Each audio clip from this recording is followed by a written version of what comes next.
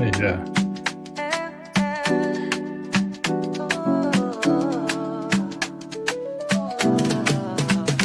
It's the Really Charlie podcast. Sounds so true.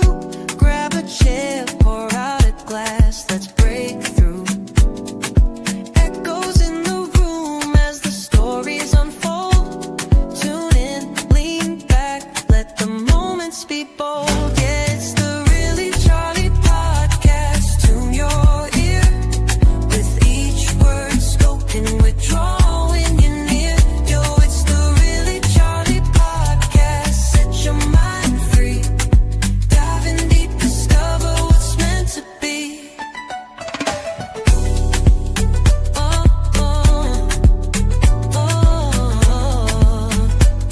oh.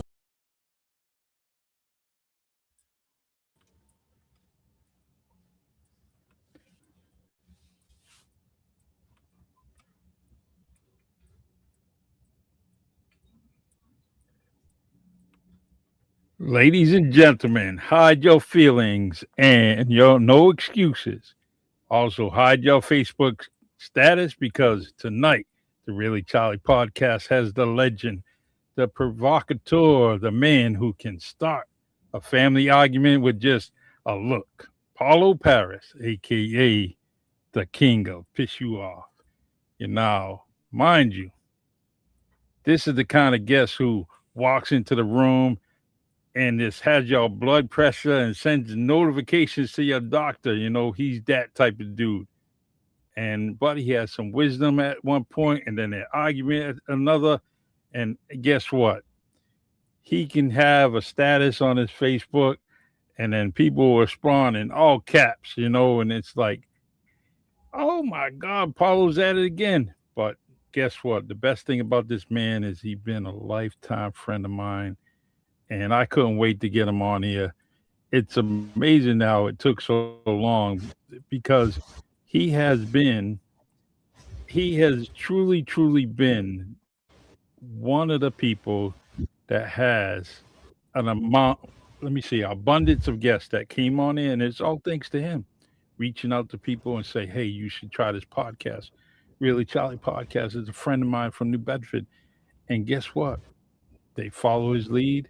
We hook up, we get together, and here we are. We finally got Paulo Paris on the Really Charlie Podcast.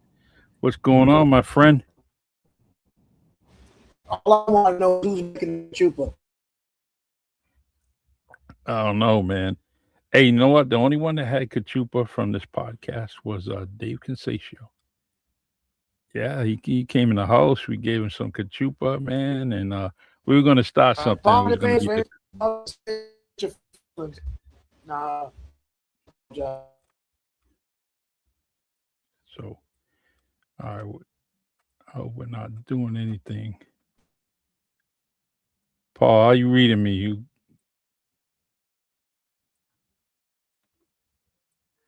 Chad Pina, what's going on, man? We're going to try to get the guest back on here. I don't know what's going on with this internet, Wi-Fi, whatever. And I hope you're hearing me loud and clear. We're going to try to get Paul on. Paul, how you doing? I'm here. Hopefully everybody, I apologize if I hurt your feelings. Not really, but at least I gave you an apology. My mother used to say, if I ain't pissed nobody off today, I ain't breathing. Listen, so it's all good, man. That just comes from, growing up in the place I love, New Bedford. You see the background. That's Hazelwood Beach. That's everything we did. That was a daily basis for us in the summertime. Sure was, man. Right. Kids be complaining that they gotta walk there, or they ain't going at all, man. And I'm like, that was a good walk, man. We had, oh my God. I mean, you and I talked about it off stage. We were just talking about how we travel 10, 15 people just to go where we had to go. There was, it wasn't a typical summer day for me.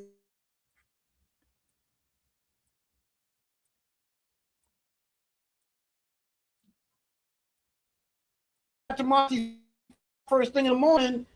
As people started getting there, you figured out what you were going to do the rest of the day. You know, and you know, we had a fruit man shirt setting up there. I mean, we really did. The time frame grew up.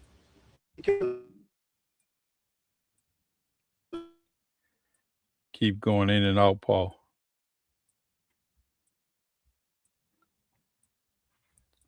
All right, we're good. So Paulo's been a huge part of this podcast, because he's had so many different. He's got a good network, and he's been, reaching out to me with different guests, and they've been coming on. It's just, it's got to be 12 guests already. I think, Paul, that you had sent me easily 12. You know, You want to laugh?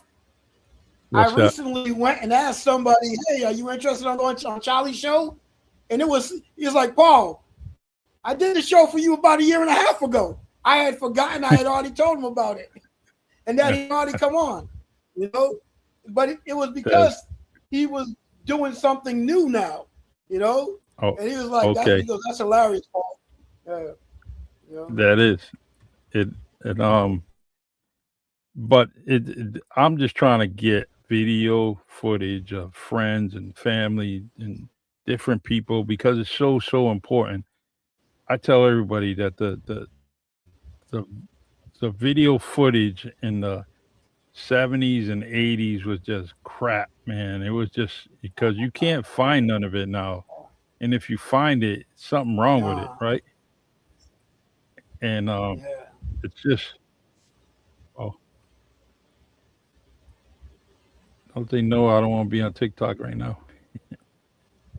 Um, yeah, it's the video and all that footage back then was just so lousy because you start looking back, especially if you want to get some footage from things in the neighborhood, things in the state, things in the country, and you try to track that stuff down. If it hasn't been digitized, and it's you're not gonna get too much. Yeah, thank God for Mike Santos and like Charlie Carmo and Tom Lopes and Ron Barboza. Yeah, yep, Over the years and videos over the years. I mean, I think it was Charlie Carmo. He had something going on.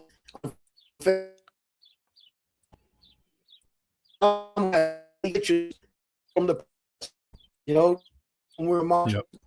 In one of the pictures, he had other man. Before he was a good guy.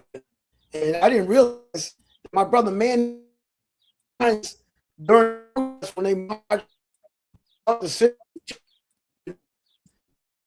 and was it C1P or whatever, Hmm. about the church of Miles, where we used to have a game room there. They used to gather the older kids before when I was still a kid. And it just blew my mind seeing all the pictures that he had. I was like, that really got me kicking on Facebook. And that's why this show right here is a true blessing, because so many times I say to myself, man, I wish I could talk to that person again. Hmm. Because when I was a kid, I was just in awe. And now, the people and there are people that would never come and talk to people because of who they were. They did things out of their heart. And I'm like, nah, you gotta let the people know. You gotta come on the show. You gotta, because I admired you, like Yep. honestly, I wish I could sit down with Buck Bones right now, Yeah, yeah. because you And hear me saying all his sayings all the time, actually, give me one right now. Give me one. Let me do my Buck Bones. Young Paris, listen, it don't make dollars, it don't make sense. And he would hit me up. Mind you, I'm like 5, 6, 7 years old, Uh-huh. watching that house next to the sand. Remember, he put that house next to the sand park with his Yep. with his Tyroleans, jean shorts, his tank top. and Mm-hmm. sweating all up a storm. And people were like, they thought he was weird, but I was like amazed at his effort, Yeah. in the heat in the summer. Like I said, people were heading to the beach and going, and this guy's building a house, Yeah. sunrise to sunset, man. Mm-hmm. I remember he was sitting out there and somebody had came by. I can't think of the dude's name, but he offered to give him some help. He said, "No, I don't need no help. I'll get to it when I get to it." And that's was his he was beating to his own drum, man. No, he wasn't rushing for anybody. He was just doing his thing and he was living life, man.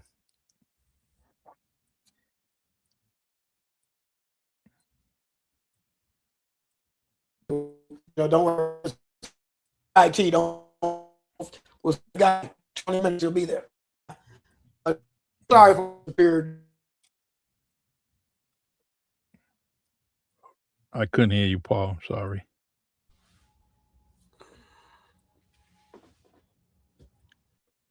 Mm.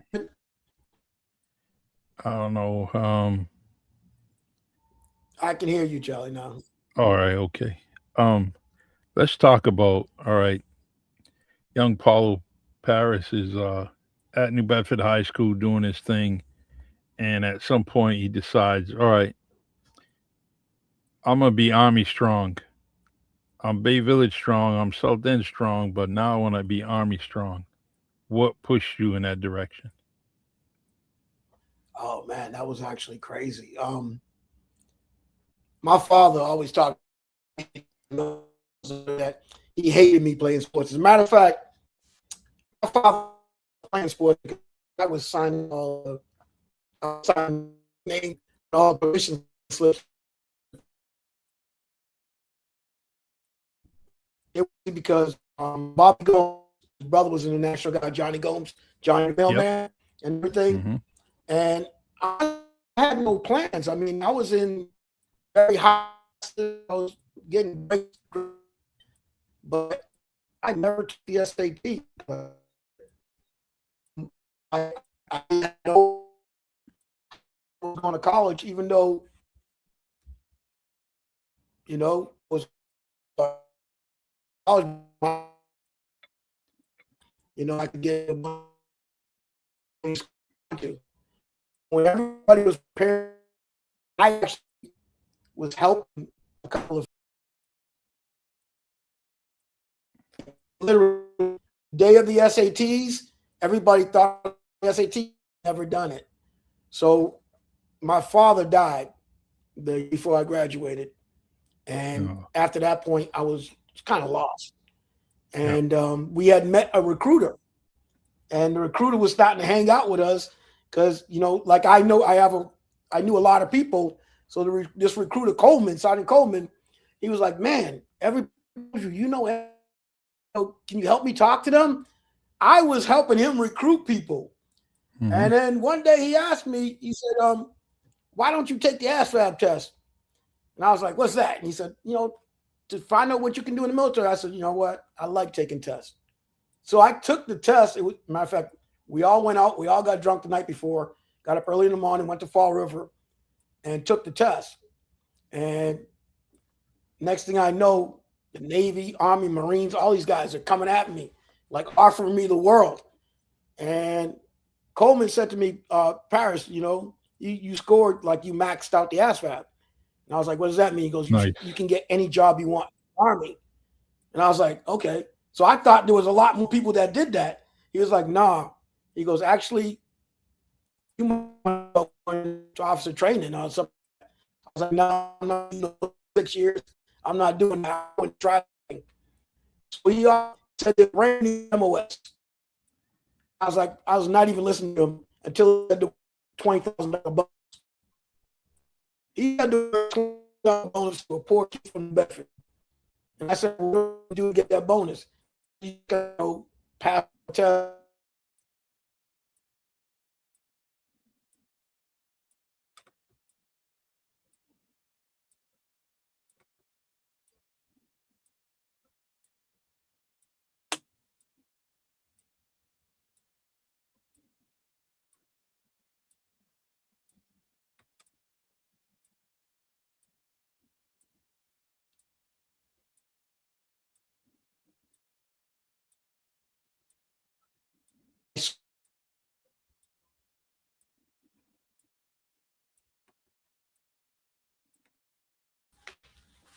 We're back. If you can hear me, and then I'll speed it up. Can you hear me, Charlie? Yeah. Yep. It's okay. I'll speed it up. So I honestly thought that I was going to be a U.S. Army fireman because the job said fire support specialist. I had no clue what the job was until I got to Fort Sill, Oklahoma. And they told me the first thing they tell you as a fire support specialist is your life expectancy in combat is less than a minute because you're forward, you know? But so needless to say, I had no idea. Never fired a rifle in my life, never fired a gun in my life. I didn't know how I was going to do all that part. I was like, I'll figure it out. So I started learning a lot about myself that I did not know I could do immediately. And B, it was called OSIT. It was one station unit training. So instead of coming home after graduation from basic training, you go to your job field and you do your training there. So I arrived in Oklahoma in June. I wasn't going to come back until September. So yeah, so everybody was leaving that was going National Guard after the 8 weeks, and I went straight into class. And they're teaching me land navigation. And when we went to the rifle range and they showed me how to do it, the first time on the rifle range, I hit 36 out of 40 targets and never fired a weapon a day in my life. A big mouth, got in trouble every day in basic training. I was doing extra push-ups, extra sit-ups, everything, because my big mouth couldn't stop talking from Boston. They made me do it again because they thought I cheated. I literally cycled through BRM 3 times until they finally concluded the last time I went through, I got 38 out of 40. So they're like, how the hell is a black man from Boston an expert with a shot? And he ain't never fired a weapon a day in his life. I said, if you teach me something, I will learn. I said, that's basically it. Yeah. You know, I'm only going to do what you tell me, you know? So, and then I got to the artillery, and the first time what they do was they take you into a bunker, you know, to scare all of us. Yeah. And they drop the artillery directly on top of the bunker. So all of us are peeking out this window, you know, looking out. The rounds hit. Everybody's jumped and we're inside of a bunker. They jumped running. And all of a sudden I looked and I was like, yeah, baby. I was like, oh my God. I was like, and I'm looking around, and it's only me and two drill sergeants. And they looked at me and they said, crap, Paris, you're crazy ass. You know, we'll do it again. I said, hell yeah, do it again. And then they did it again. The guys in the bunk were like, this is insane. It was 155 hours, you know. I was like, damn, this is me. I love this. I'm in it for the boom, you know. And I really loved it. And then the thing was, the next thing they taught me to do was, and then somebody told me something different about it. They said a major part of your job is bringing in support during combat. You know, you're the one that, you know, we're the babysitters of the battle. If the tanks get in trouble, whoever gets in trouble, bring in the big guys. I said, oh, how do you do that? They said, well, you fire plan. I said, well, how do you fire plan? As soon as they told me that, I was like, dude, I played football. I was a defensive back. All I did was read offenses. I said, this is me, you know? And I absolutely loved it because once I started doing the fire planning and I started becoming more and more, I started moving up quicker and quicker and volunteering. And that took me, because of that and stuff from New Bedford, I literally traveled the world for free. Like, I wasn't a normal forward observer. Yeah. I worked with NATO. I worked with Shape. It was crazy, you know? I remember Tobby telling me a story, right? And he gets done. He's, as you guys say, he was in theater. He, you know, then he's got to come back, you know. But they said, hey, we want to send you anywhere in the world for 2 weeks. Pick anywhere. So he picked Cape Verde. Wow. And he went to Cape Verde. So the craziest thing is that during that time, he said, what did he say? Confiada, something like that. But it's got a different meaning out there. But he said something, and he said it to a cop. End result is Tabby got arrested. The guy kept bothering him, picking on him, but finally he gets released. Tabby gets released, and because of someone he met on the island. And end result is he gets released, and cop that put him in jail, his superior says, this guy, U.S. soldier, just went to war. They asked him, where did he want to go in the world? He said, Cabo Verde. Do you realize what you just did? And so that sticks with me so much because Tabby could have went anywhere, right? He could have went anywhere. And he chose Cabo Verde. And so can you share an experience like that you might have had? Traveling the world and it I've kind of told lasted I've told left it. people crazy story. So you got to understand, like New Bedford, how tight we are, New Bedford, Cape Verdeans, we're kind of different than other communities. And I love my New Bedford, Cape Verdeans, but at a certain point, a lot of us want to get away from each other. So Hmm. it really happened to me when I was not around them. So with this head and my attitude, matter of fact, I would get this.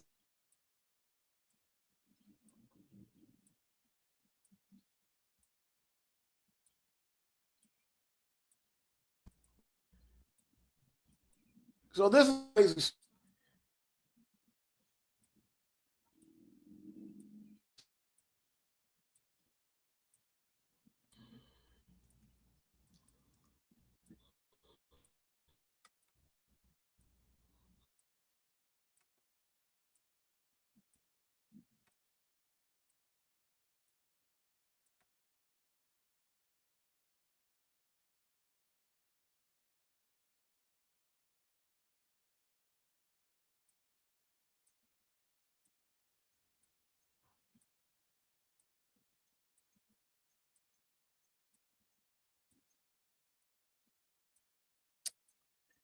Hey everyone, I'm sorry. I don't know what's going on with this connection.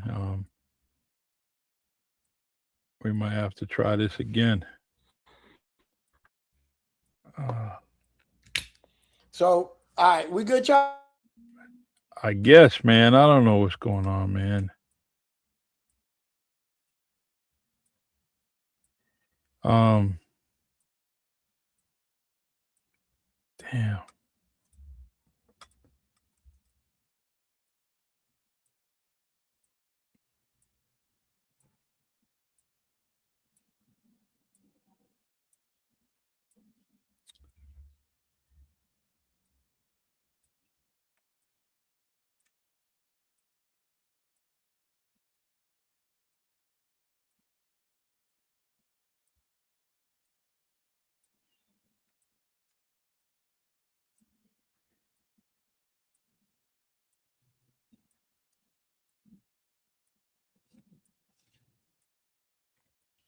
All right, everyone. This I got Plan B, man. This is what we're gonna do. We're gonna call Paulo, right? Because I can't miss this podcast.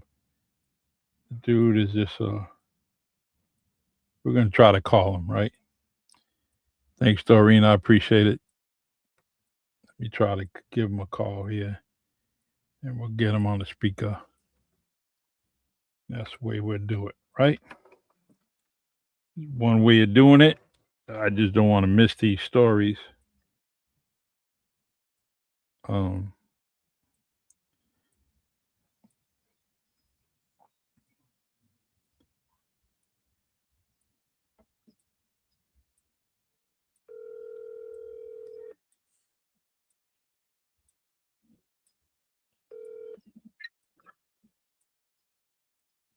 Charlie, can you hear me? Yeah, man, we're still live, but I'm gonna use the phone for now. All right, All right. and then we'll capture some video of you and I. Whenever you come in the city, we'll make time and that we can do it face to face, like Paul Gomes and I did. We'll do something like that. No problem. We can stay on this. I'm good. Yeah. All right. So let's talk about your experience. All right. You said that you had to get away from your friends and family around there, right? Should I cut down the StreamYard? Yeah, the StreamYard, cut that off. There we go. Now we're good. Yeah. We'll go. Now, All right. So you end up, you got to get away. You leave friends and family, go off to the army. And talk to me some more about that. so, first of all, y'all know the Paris family is what? 13 of us in that house, So, I mean, growing up in New Bedford, it was like there was nowhere I could go without hearing my last name, Mm-hmm. or hearing about my brothers and sisters. There's nowhere in New Bedford. And I loved it, but I missed it when I was in the military, So, and the other thing was, I'm a history buff. Like, I love history. I read about every country in the world, and I wanted to see everywhere in the world because, number one, my father had traveled around the world. He could read and write, and he can speak, read, and write in 7 languages. My brother Johnny, when he was with Crystal Motion, he traveled around the whole entire country. I was like, well, that's what I got to do. Mm-hmm. I got to go see what Paulo Paris is in this world, because I don't only want my life to be in Bedford, as much as I'm a part of it. So, and that's the funny part, because the story I was getting into is a story I tell everybody about my time in Germany. So, in Germany, in the combat arms units, when you're in combat arms, you're really tight. Yeah. And when somebody is leaving to go back to the States to change a unit, PCS, permanently change the station, you give them a huge send-off. Some guys, that send-off lasts like 3 weeks until they leave. But on the last weekend that's available before they fly, what everybody does is we all gather our money up and we take the guy out for the last hurrah.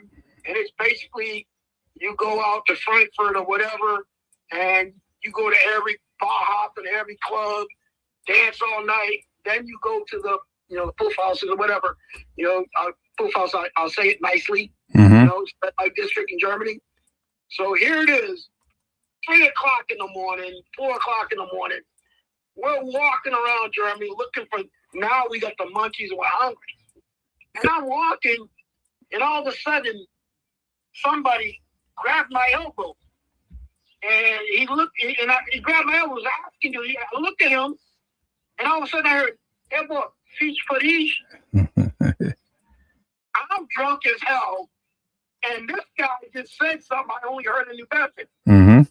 And I turned, I snapped my head, and all my boys from Chicago, LA, Detroit, all these places, they're like, "Paris, you okay, man? Is that dude bothering you?" Mm-hmm. I'm looking at the guy, and I'm like, so this is really happening. And I said to the guy, and he goes, no, I'm sorry. He goes, I got you familiar Cabo Verdean. Yeah. And I'm looking at him, and they're like, "Oh, what's he saying?" And I'm like, holy crap. And I said, "Hello, Creole?" And he goes, "Yeah." I pulled out my ID, and I showed him my ID.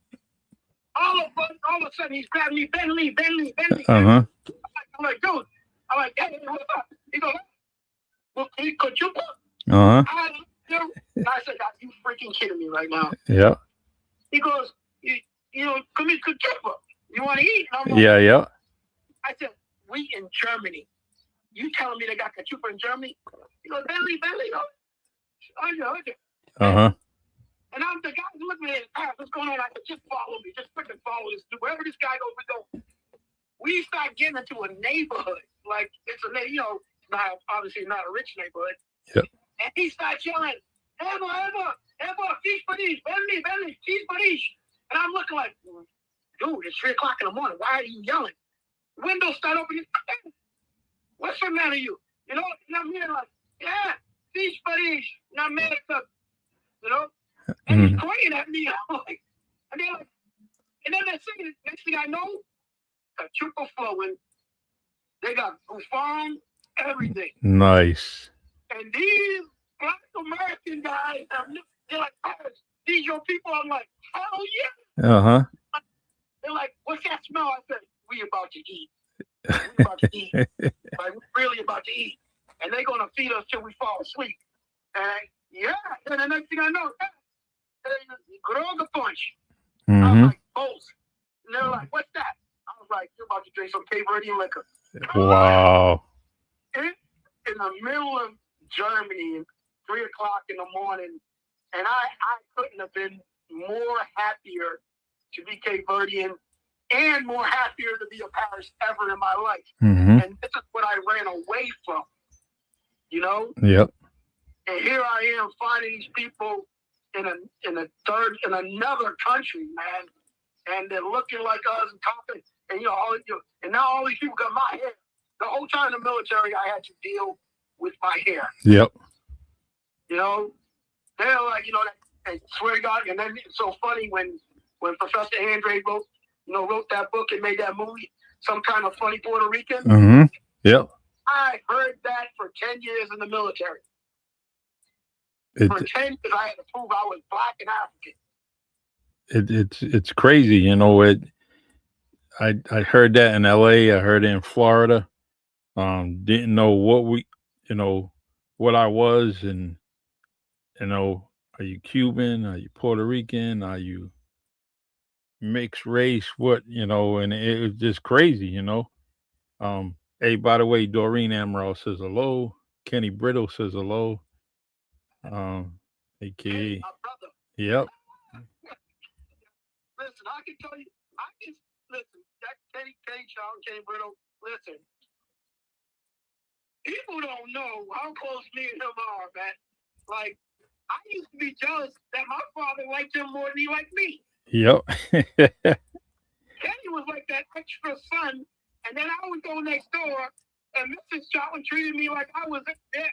And actually, there was a time when my father had a heart attack, and me and Kenny were roommates, living on the 3rd floor for about, I think it was like 5 or 6 months, because I did not want to go to Providence and live with my sister and change schools. Like, I did not want to leave New Bedford. Yeah. I did not want to my friends, all that stuff. Like, there was no way in the world, And there's been about 8 or 9 times where I had offers to live elsewhere because of my academics, or because people just wanted me to live with them, knowing the size of my family, and there was no way I was going to ever be away from my father.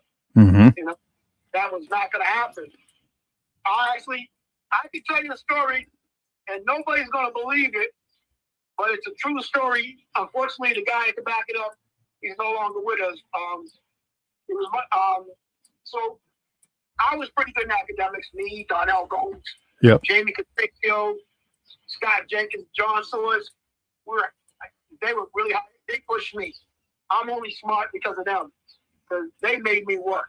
They were busting ass so well that I studied even on the weekends just to keep up with them. They don't know this, but I'm saying it now. I'm only smart because of them. So one day, and my father was connected to a lot of freaking people. He used to cook for the Kennedys and all that stuff. So one day, my father said, Paul, he woke me up 4 o'clock in the morning. He goes, we're going for a ride today. And I used to always go places with my father. So the guy that was driving us, he had one of them Country Squire station wagons. Yeah. And we're driving, but we're not heading to the Cape. We're not heading to Providence.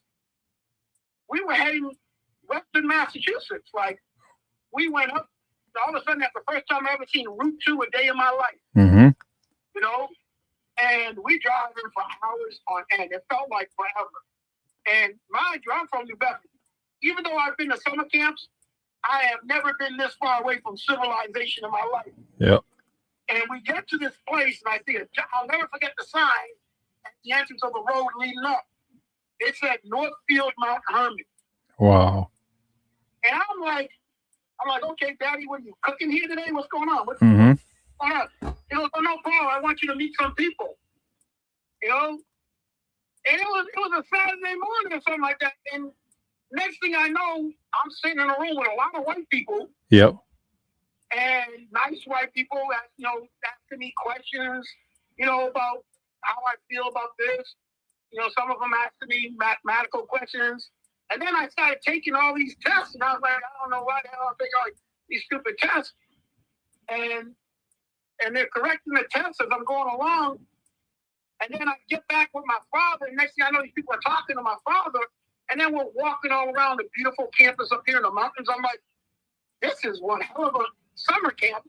Yep. If you think I'm coming, And the next thing my father says, Paul, do you like this place? I said, it's very nice. I said, but I don't know if I want to come to summer camp up here. He said, Paul, this is not summer camp. This is what you call a boarding school. Wow. I was like, what do you mean boarding school? It got boards on it? I don't see the boards. Uh-huh. He was like, oh, you come here, you stay here, you go to school here, and then maybe for Christmas you come home, maybe and he said the word maybe twice. Yeah. Maybe during the summer you come home. I'm looking at him like, and I'm like, Dad, I said in Creole, hey, buddy, you lost your mind? Yeah. He was like, oh, didn't you meet the other kids? I said, yeah, very nice kids. I said, Daddy, they're all white. And this was like, we're talking when we're in the 70s. I'm like, yeah. And I said, Daddy, the whole entire time we were driving here, whenever we get in the car and drive somewhere, I try to remember how we get home. If the car breaks down. Yep. I said, Daddy, if I knock out one of these white kids, that's a long run home. And he was like, and then the guy, I can't mention his name because he's a lawyer. Yep. He sat me down. He said, Paul, this is a very good opportunity for you. If you come here, you'll meet very important people. You meet people at your academic level. And I'm saying to myself, that's not Darnell Gomes. That's not Jamie Concesio. That's not Scott Jenkins. That's not Bobby Duarte.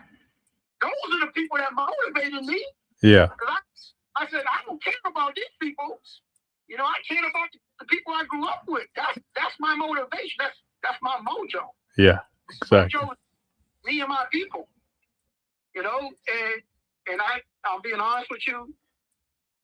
Later on in life, I realized what I should have done. I had all intention. I wanted to play football at New Bedford High. Yeah. I wanted, New Bedford High was in kind of a slump, and I always wanted to bring winning from losing to anything, And I was determined to be with my boys, But that's the reason why my two daughters ended up going to NEPSAC private schools. Nice. Because I'll say this honestly, my two daughters exceeded me from jump. From jump.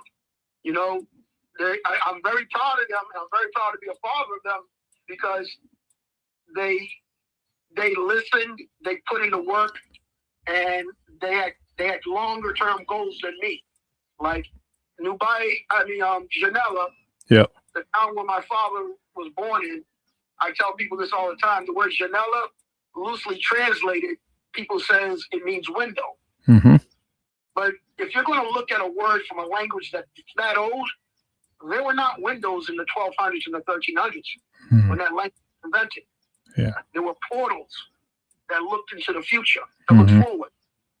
So I look at my father being from Janella as somebody who's always forward thinking, And I tell my daughters all the time, you got to be smarter than yesterday. Yeah. You got to wake up every morning defeating who you were yesterday. And they do that.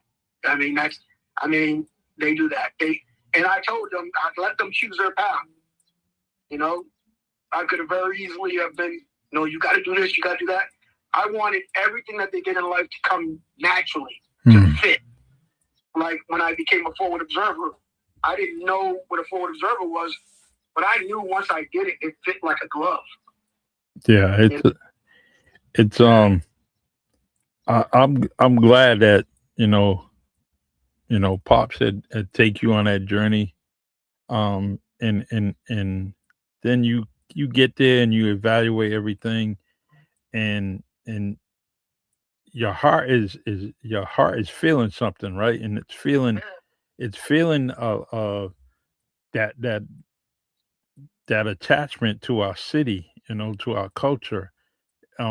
People don't realize that. And when I was, in California and Florida, and it was just so much that something was pulling me. I wanted to go home, and I was going to do it any kind of way I could.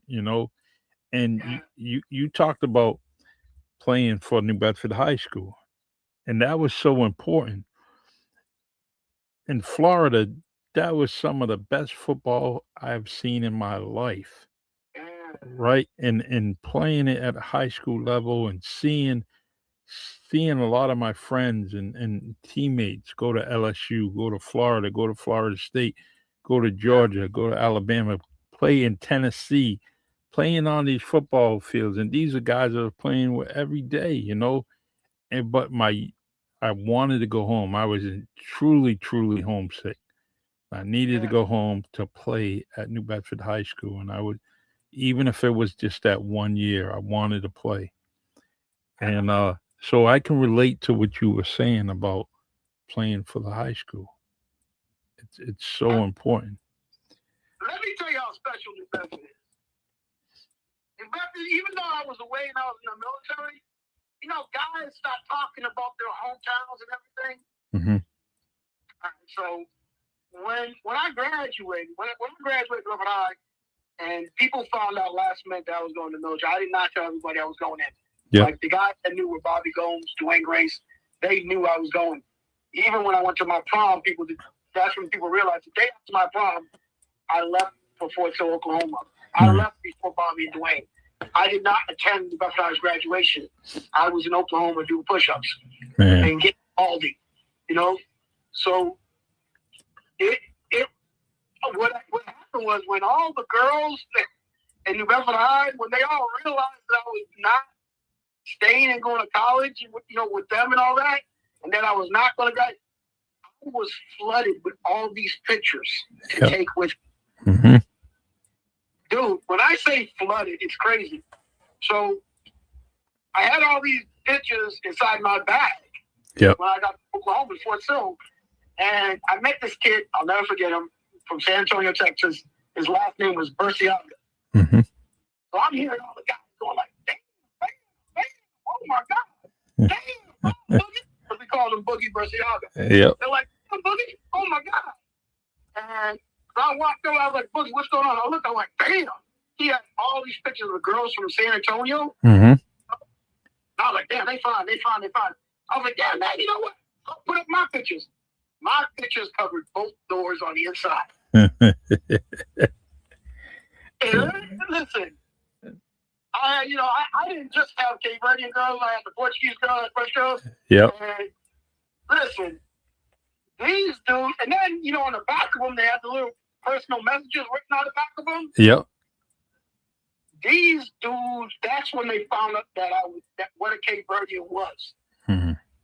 Because the guys from outside, they were like, you telling me she black? Like, yeah, bro. Straight from Africa. Yeah. Hey there, Lena Kudo. I'll tell you her name. Yeah. Like, you telling me she black? She not Puerto Rican. She not Spanish. Yeah. And I was like, no, Lena Kudo is very much Cape Verdean, born in Senegal. I was like, dude, she was born in Africa. Mm-hmm. And I keep going down the names, and I'm cracking up. They came to my locker every day to look at them pictures like it was a Jet Magazine girls. And I'm there going like, for me, I'm like, dude, this is normal from where I came from. These girls are normal. Like, some of them actually think they're not pretty. Yeah. Yep. You're like, that girl fine as hell. She thinks she's not pretty? I'm like, bro, we could call her on the phone. And she'll tell you that in New Bedford, she's not pretty. Mm-mm. There's a particular girl, she knows, she's probably listening. She knows who I'm talking about. Yep. This girl, she found out she was attractive when she left New Bedford. And then the guy she married, or the guy she was dating was like, oh, how come you never take me home? She said, I'm long enough here, you think I'm fine. She's always been attractive, but you gotta understand. I used to feel bad for some of the girls in New Bedford that didn't think they were attractive. I'm saying to myself, girl, if you keep, I told a couple of girls, if you ever want to come down to Georgia, come visit me, I will pay for the flight. Yeah. See the reactions. Oh, it's crazy, but Yeah. I actually have a cousin of mine that um she's down in Atlanta, and funniest story she told me, said that anybody I meet down in Atlanta that's Cape Verdean, she said I won't date them.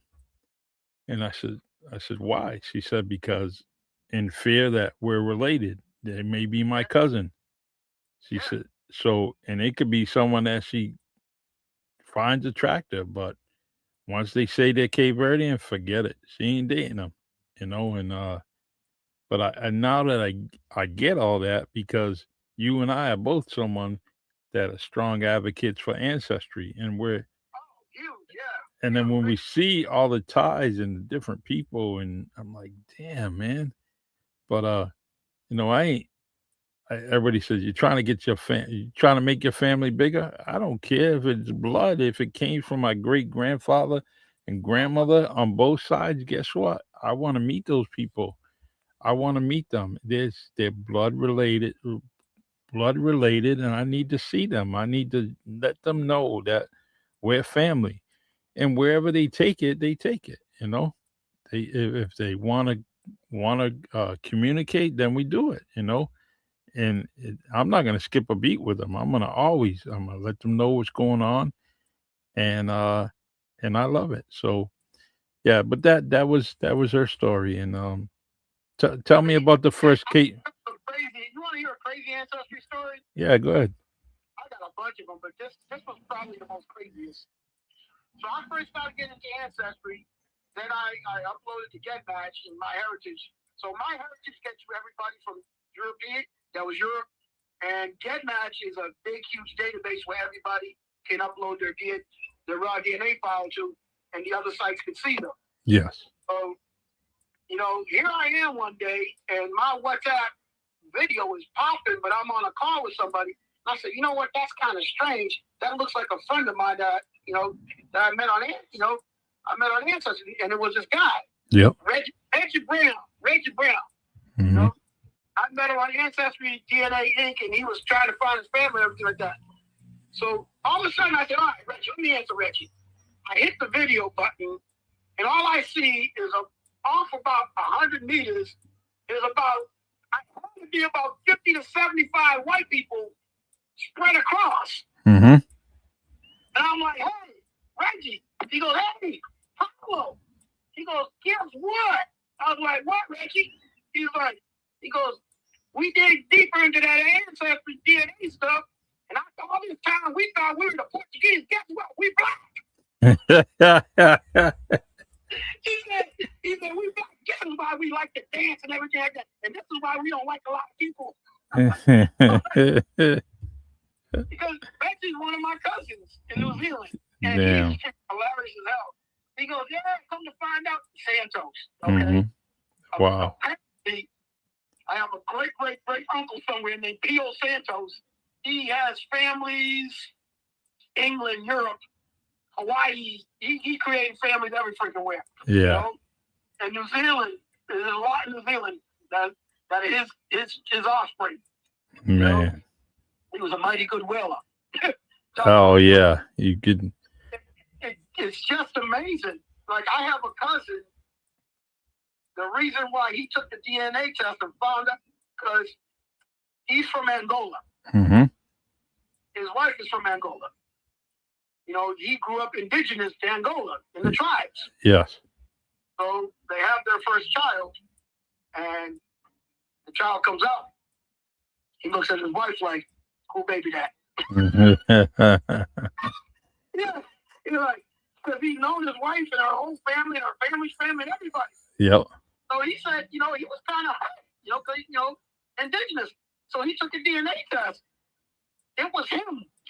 Wow. Yep. His father, he says, Daddy, did you know that we were Cape Verdean? His father goes, yeah, I've known all my life. Yeah. It's You know, we come out really white at Yep. first, Yeah. and then we start to get our color. Mm-hmm. It's starting to get our color now and everything. But and this is my cousin. He looks like he's somebody I'm going to recommend you. He looks like, swear to God, a Milka Cabral. Wow. Yeah. Bitten image. It's He got the glasses, everything, and he grew up in Angola. Makes it even more crazier. Yeah. Exactly. And the dude he's an amazing person. I have a group WhatsApp of all my Paris men. Mm-hmm. I got another cousin from Trinidad who found out he was Cabo Verdean. I got a cousin. Couple of cousins in the UK. I got a cousin that just moved to Dubai. You know, and so the way the group chat is set up is you can push that video button anytime you want. Mm-hmm. Whoever wants to jump on the call jumps on the call, and we have a quorum. And we talk about anything and everything. You know, it's just like it's become like this brotherhood, and it's amazing how much we are finding out how similar we are, even though we've never physically been in each other's presence yet. Yeah, there's like when myself and Marvin, right, other co-host on the other podcast. Sometimes you have to lose yourself. Like Marvin and I, we click, and it's almost like we communicate all the time, but the thing is that we only truly physically been around each other on 2 occasions, and but it doesn't skip a beat. The conversations, I can read him very well. He reads me very well. But the internet is amazing, right? If anything he needed or something went wrong, you know, that would be, something that I would be very concerned with, right?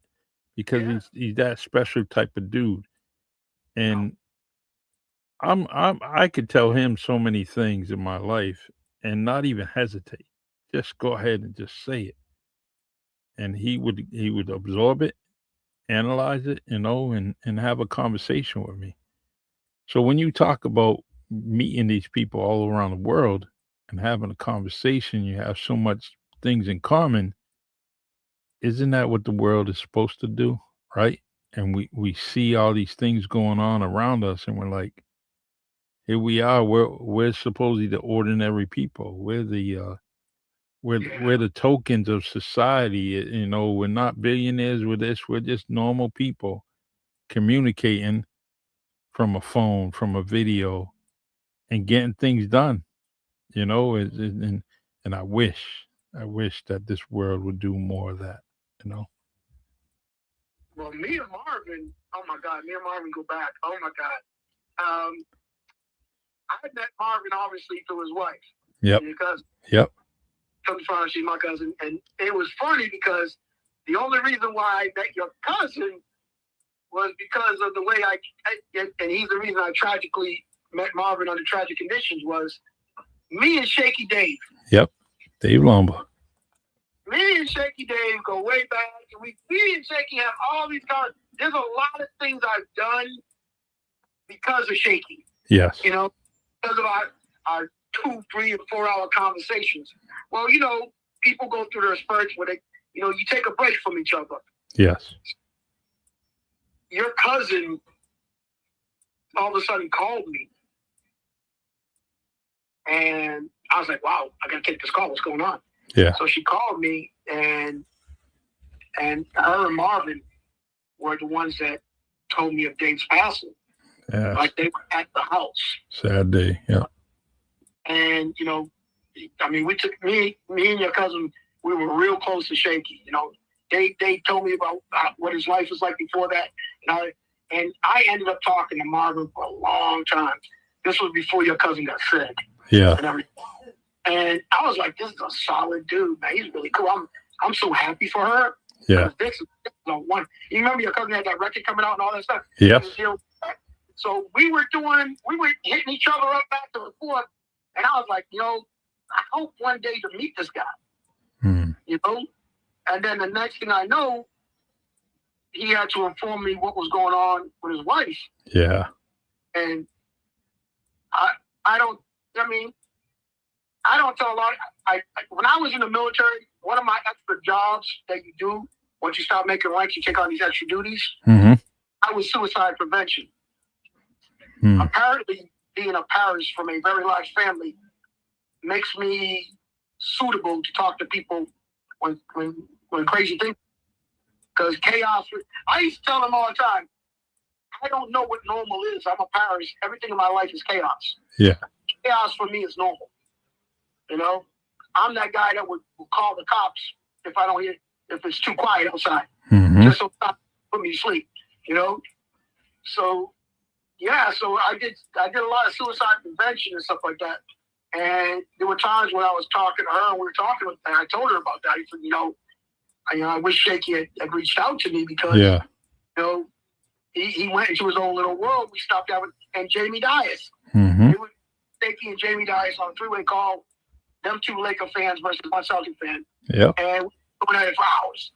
And Jamie don't back down. No, he doesn't. Shaky likes to have fun. And to this day, I really miss those conversations because, man, they were special. But meeting Marvin and then watching what you guys do together, I was like, yeah, because I'm not, I couldn't do that show. Mm-hmm.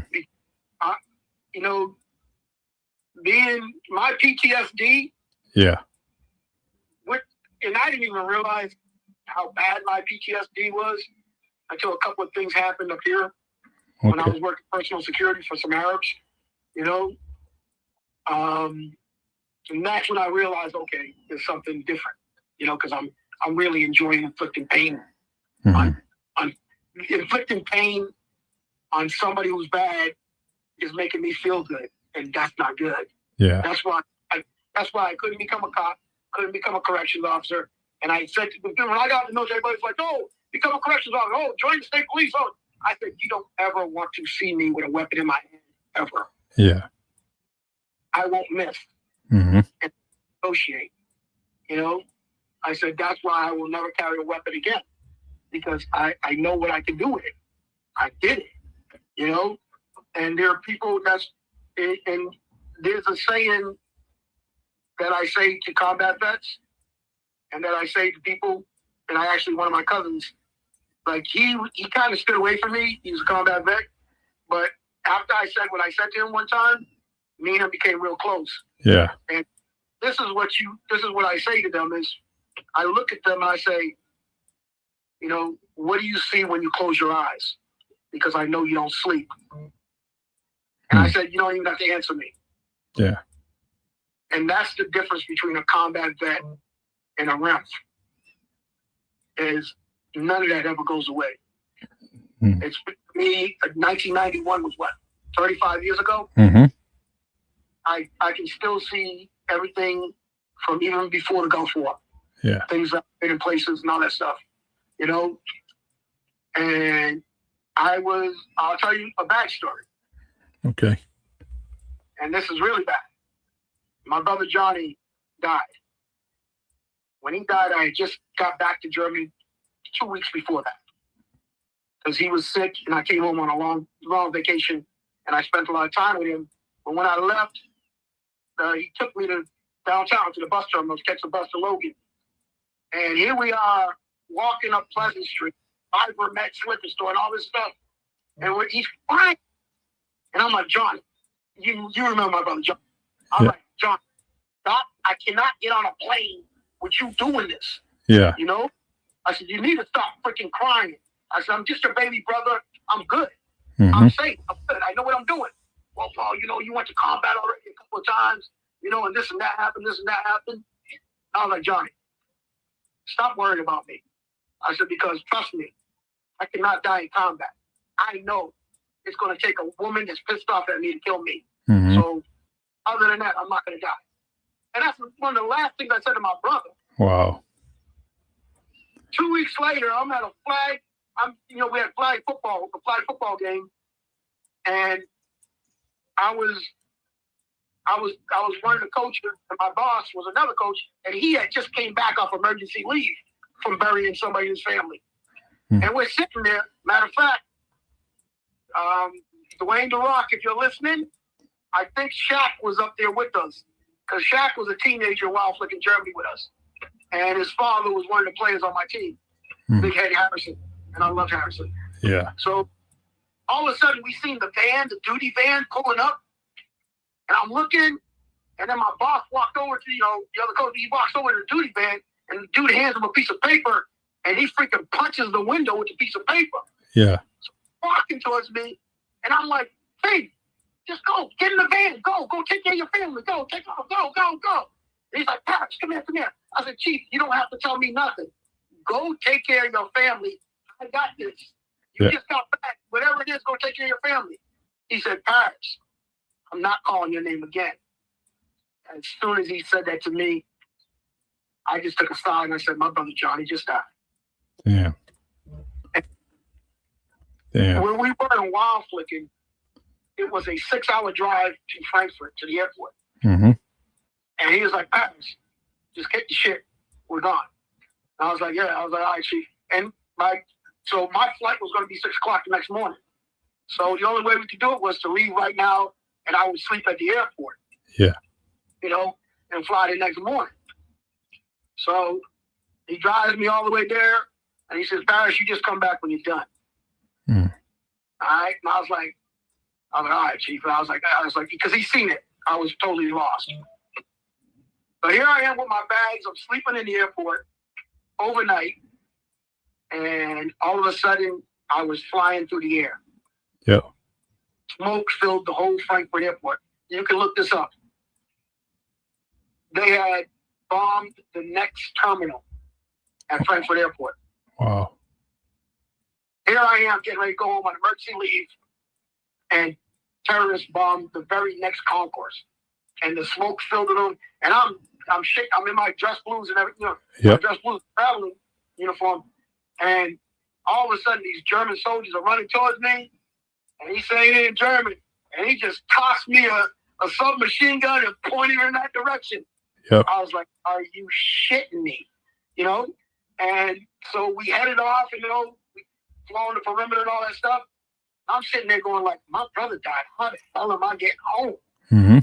And when the stuff cleared, they came over to me and they said, are you Sergeant Paris? I said, yeah. He said, okay, we got a flight for you. You're going to get on the plane. He goes, we're going to fly you to London. And then from London, you're going to JFK and then to Providence. Dude, that was the long flight of my life. Yeah. That was the longest flight of my life, man. Because my brother Johnny was, he was freaking unique as hell. Yeah, he sure was. Sure was. That was the real world stuff that happened. We couldn't do nothing about it, man. But yeah, I remember getting the word that he had passed, and but it's you just don't think of those OGs leaving you, right? You just kind of think they're made to be like that oak tree in the yard, maple tree in the yard. They're always going to be there, and so it's just crazy, and I definitely feel for you with that story, and I always tell people that, your story has to be heard, and that's why, I have you on here, because I know there's an abundance of things. You have your own library that says Paris on it. And I know you have so many stories, ins and outs, and things to share with people. And it's very important that we all do this, because there is a young male or young female out there listening to this, right? But they're at the beginning stage of what you went through, right? Or what I went through. They're at the beginning. They want to see they need to hear these stories. Not to inspire them, but to just give them awareness of what the U.S. Army is. And you can only experience, you can't can't tell anybody what the U.S. Army is. You got to experience. It's the only way. It's the only way. And I mean, there were a lot of things. There was a lot of things I did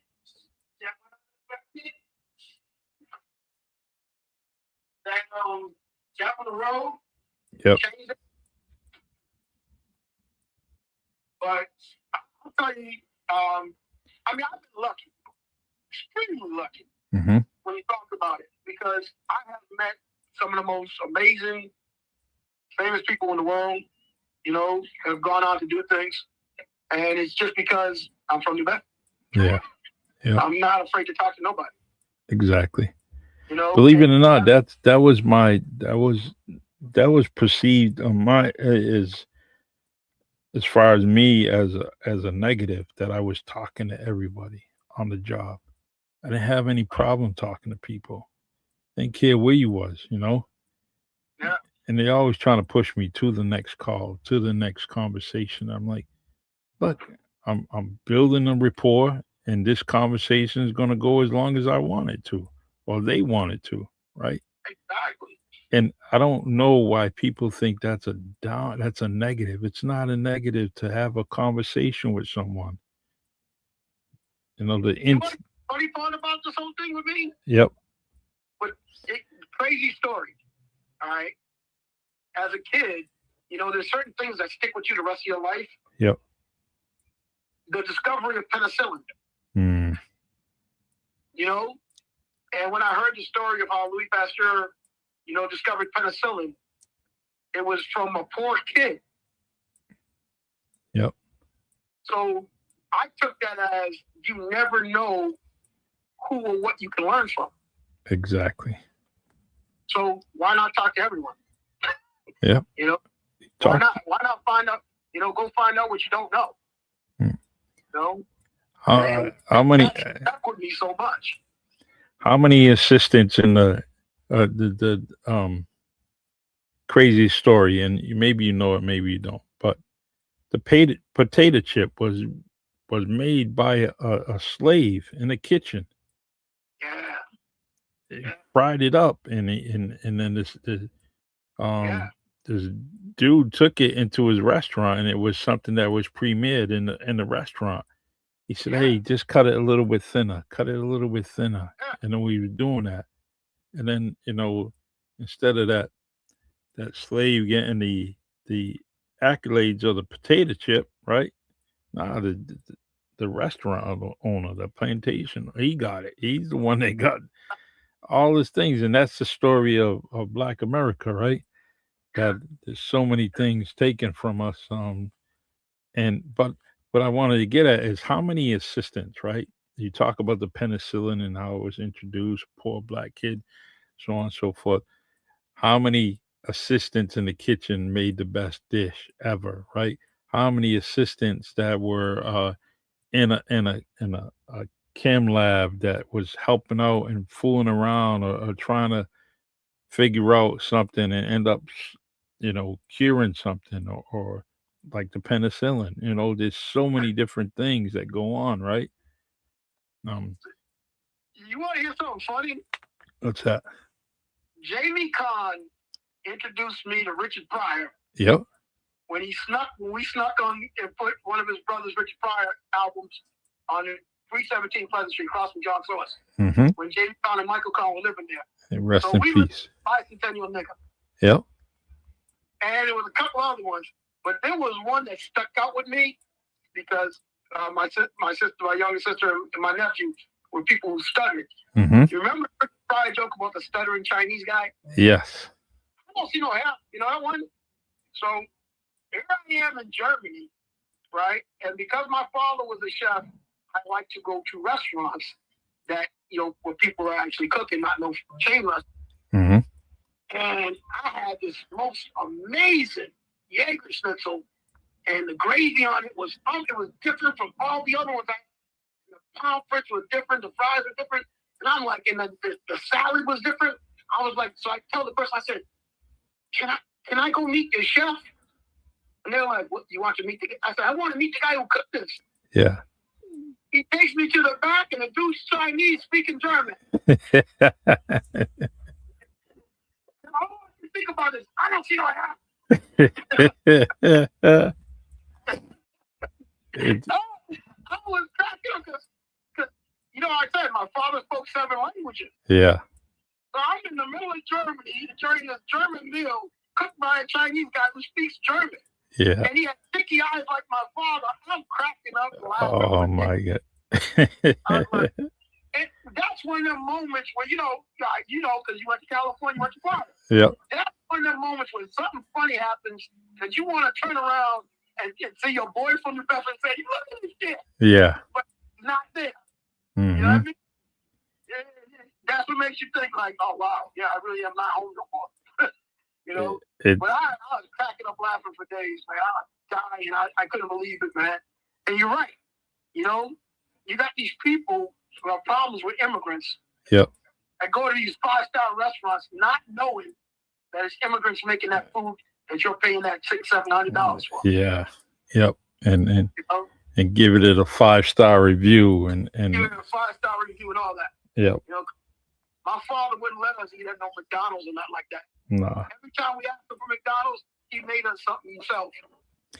We're like, I don't want this food. He was making us them, what you call it, Juicy Lucy's. Yeah, yep. Hamburgers and stuff like that. Uh-huh. Like, that's not no McDonald's hamburger.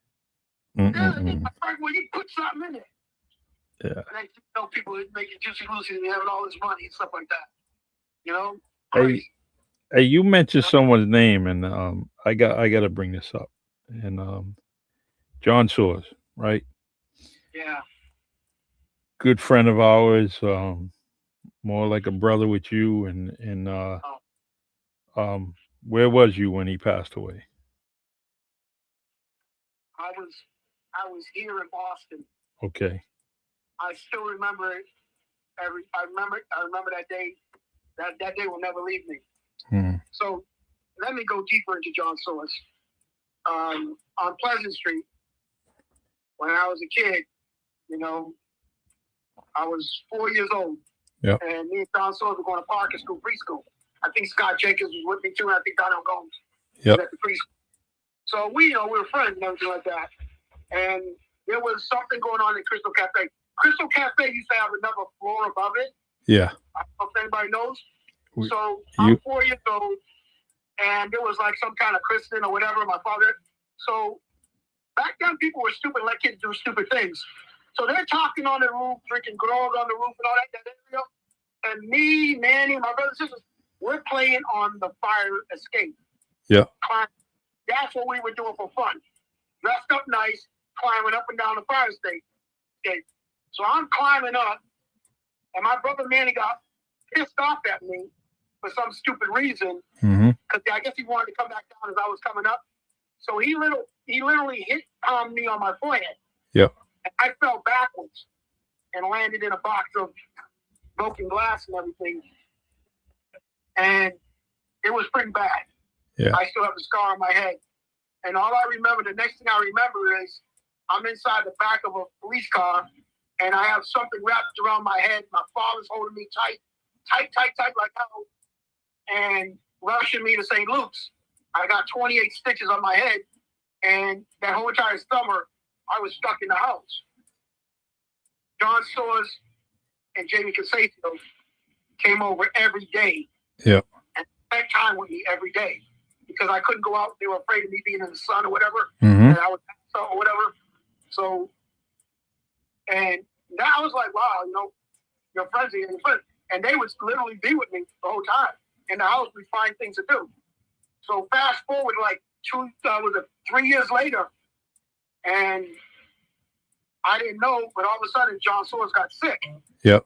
And they didn't tell us exactly what it was, but I remember telling the teacher, give me the classwork every day.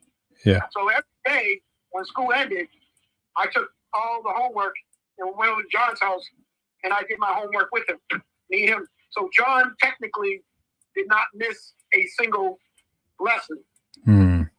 I was so focused on learning the lesson because I did not want to cheat John out of the lesson. Yeah. I remember his eyes were yellow. They were jaundiced. Mm-hmm. You know, and he was feeling, feeble. I knew he was sick, but I didn't know what kind of sickness it was. Yeah. And I forgot how long he was out of school. But we did that every day. And it was funny because from that point forward, me and John did all our work together. Wow. And when people ask me about John Soares, I used to jokingly say that he's the good version of Paul Paris. Hmm. Like, Paul Paris will break your neck, hit you over the head with a rock, Yeah. and John will talk to you, you know? And so G.A. Greene, we graduated from 6th grade. We're heading to Roosevelt Junior High. We get to Roosevelt Junior High School, and me and John ended up being in the highest class, Part A, whatever it was. Yeah. Well, me, him, and this kid named Rodney Small, we were the only 3 black kids in the class. And when they called out your name, you went to Roosevelt. The first day in Roosevelt, they called out your name. Yeah. And that was the first class that they called out was Part A. So Paris, Soares, Small. Mm-hmm. I'm brown skin, John's light skin, and Rodney Small was 6'5" and dark. Yep. So they called out my name. I stood up. You sit down. So I sat down. Yeah. They called out my name again, Paul Paris. White sounding name. I stood up again. Didn't we tell you to sit down? I said, yeah, but you also called my name. Yeah. What's your name? I said, Paulo Sousa Paris. Yeah. And the rest of the South End, you better cracking up laughing on that. Mm-hmm. Yeah, he's a Paris. Yeah, he's a Bumsy. I can still hear Bumsy saying it. He's definitely a Paris. He's not Smitty. You know? That's exactly what Bumsy said. Yeah. You know? So then they said, you can stay there. The next name they called was John Soares. John stands up. Yep. You can feel a sigh of relief. Mm-hmm. They said, John Soares. He said, yes, I'm John Soares. John, very polite, very nice guy. Then the next name they called out was Rodney Small. I swear to God, no white people damn sure fell out. Yep. He stood up, and they looked at him, Mm-hmm. and fear of a black planet hit. So then, they start taking you to your homeroom and to your classes. Yeah. You get to your class, they put everybody in alphabetical order, as expected, right? Yeah. We get to the class, we're all lined up against the wall, and they said, Mr. Paris, Mr. Small, Mr. Soares, you guys have these 3 seats right here. It was the first 3 seats in the middle of the whole room in front of you. Mm-mm-mm. So Rodney, being from Boston, Yeah. he me on the shoulder. He said, bro. I said, dude, we're going to show him. Yeah. Okay? So when you get into every class, they immediately test you to see your level Mm-hmm. on the first day. I'm busting 100. Rodney's busting 100. John Soares busting 100. Yeah. They had the bonus questions. I answered all the bonus questions, And the whole time I was taking the test, this teacher was standing over my left shoulder. Mm-hmm.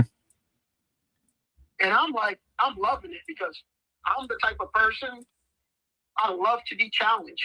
And I love to prove that I'm Paul Paris. Yeah. 24/7.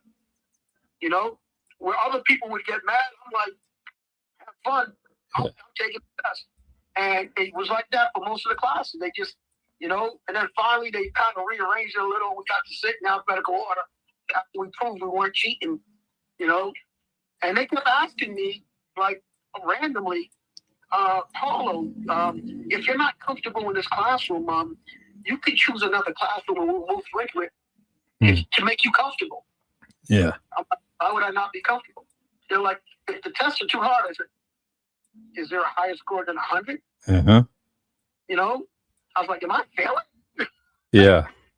I didn't even know what my other classmates were scoring. I was like, and so I started having fun with it. Like they were waiting for me to fail. They were waiting for Rodney to fail, but they liked John because John was a very nice person. Yeah. Yeah. They would go speak to John before they spoke to me.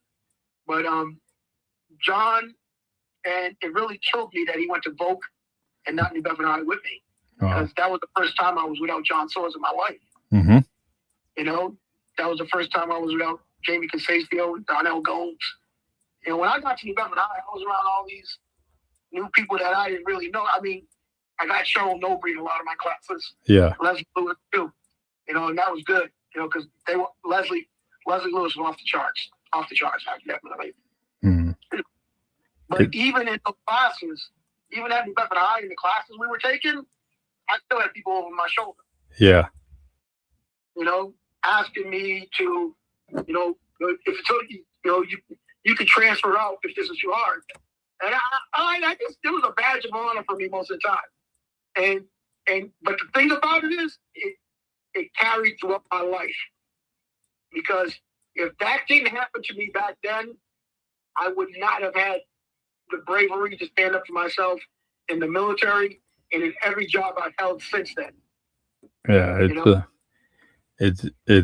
I'm glad that a lot of that, like, even with me, the Cushing Avenue School was, the teachers there were amazing because they had me take my time with a lot of stuff and had me focus on, you know, writing and writing neatly and turning in neat stuff. Until this day, I try to do that all the time with everything that I possibly have, and I turn in if it's handwriting, right? So I T.A. Greene was the most amazing elementary school ever. Mind you, we had absolutely nothing. We had no cafeteria. Yep. We had no gym. We had no playground. We had nothing. Yeah. Our library was inside of the principal's office on the first floor. Crazy. And a big library. We used to go to the vets to eat at certain points. Oh my God. We would have to go to other schools for other things. But the class and the teachers, like I tell everybody, Mrs. Cromwell used the reading cards to teach you words. Yeah, yep. So Mrs. Cromwell was my second grade teacher with Mrs. Batchelor. Mrs. Batchelor became Mrs. Tessier. My second grade teacher and I shared the same birthday, February 20th. And I can tell you all my teachers from T.A. Greene because all of them were so caring and so amazing. All of them. But I knew Mrs. Cromwell. Yeah, because she lived down the street. You know? Yep. So I knew it. So when I got to second grade, I was like, yeah, Mrs. Cromwell, I can hug her. Every day. You know? But she was real when it came time for the reading, teaching the kids words. And I'll never forget when she taught me the word success. Mm-hmm. She specifically pointed that at me. And imagine at that level, yeah, 2 C's, 2 S's. I was like, you going upstairs on me now. This is kind of difficult. Yeah, and she said to me, she said, Paul, it's not the word, it's the meaning. Mm-hmm. And I looked at her, I said, because you know they used to teach you the definition of the word. Yeah. And you were focused on, no, I need to learn how to spell it so I can pass the spelling test. You know, but she was like, no, Paul, you have to know the meanings of words. Mm-hmm. You know, probably. And this is a special word. It's called success. And she said to me, she said, success is when you go for something that you want a lot. Mm-hmm.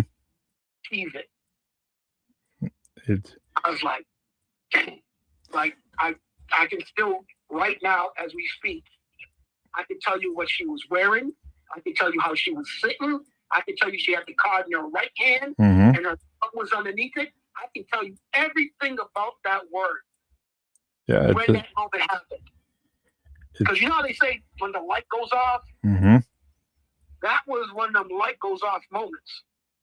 Because she said anything that you want, that you work hard for, and that you get it and you earn it, that's the word success.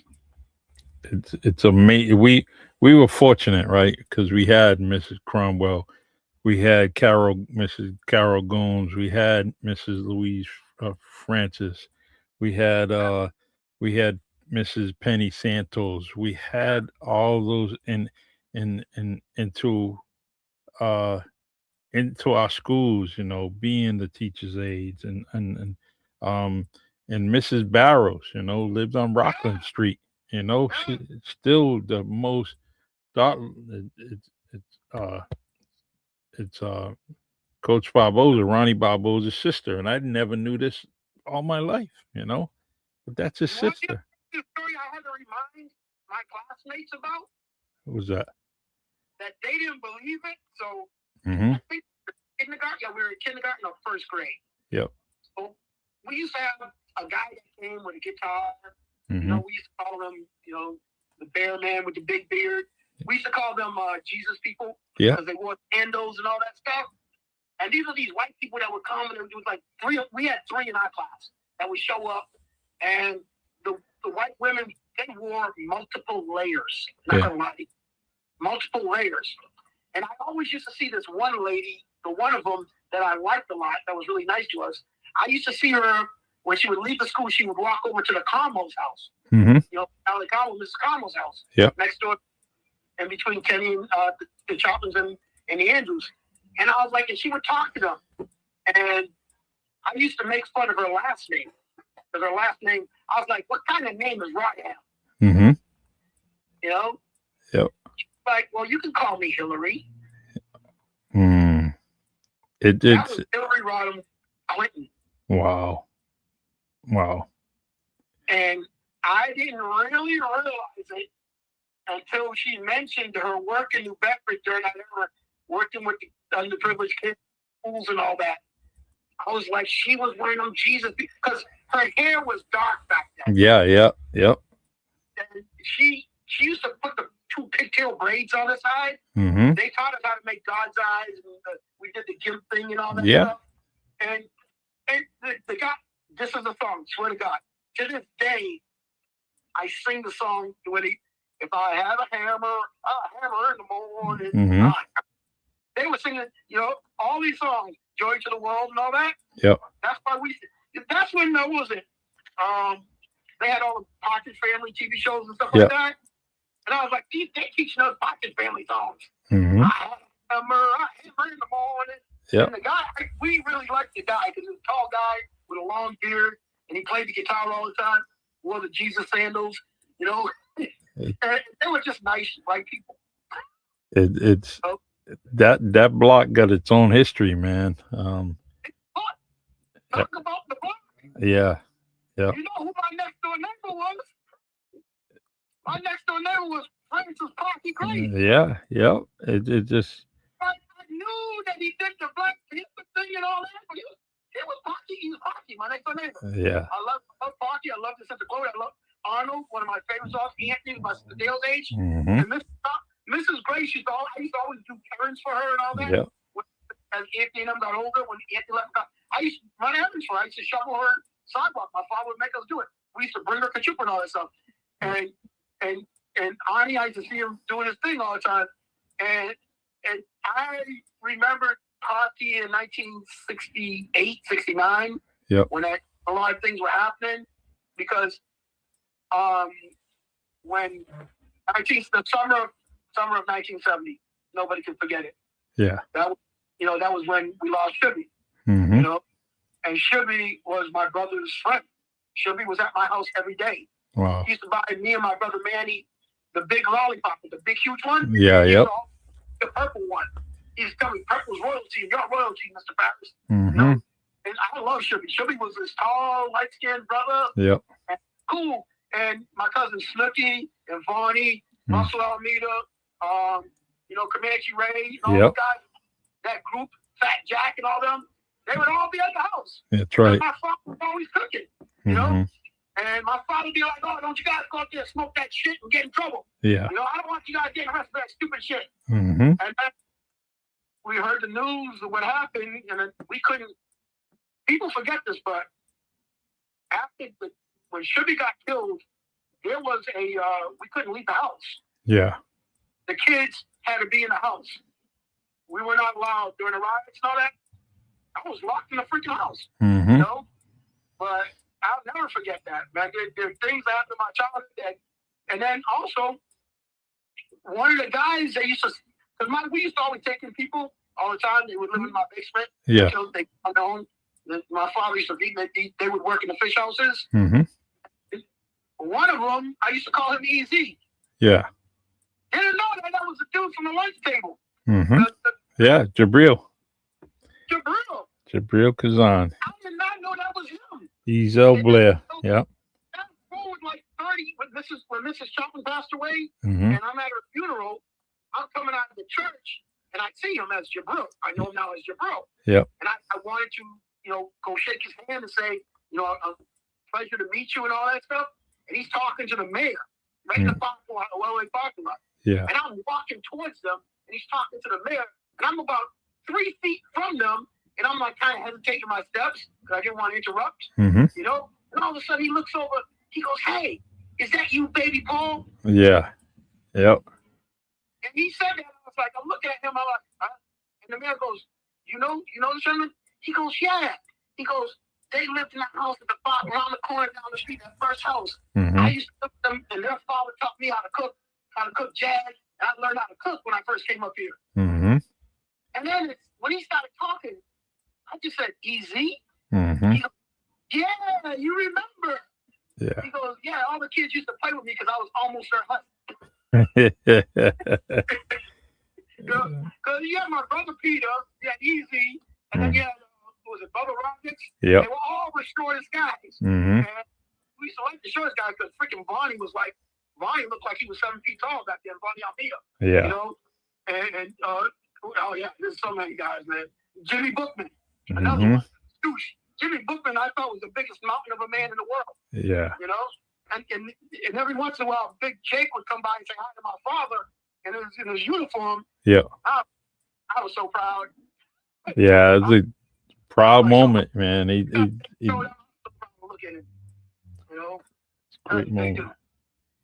And good. But yeah, that's New Bedford, man. It is. No, it's even crazier. So my brother Joey had a paper route. It was a paper. They pass the paper routes down to everybody. Yep. So when my brother Joey got the paper route, we were on 6th Street and 7th Street and all that area, going towards Channel 6 News and all that area. Mm-hmm. So we used to deliver to like a Jewish family over there, a bunch of Jewish families over there. Yeah. Dad, all that stuff over there. And these were nice people. They always give us nice tips and all that.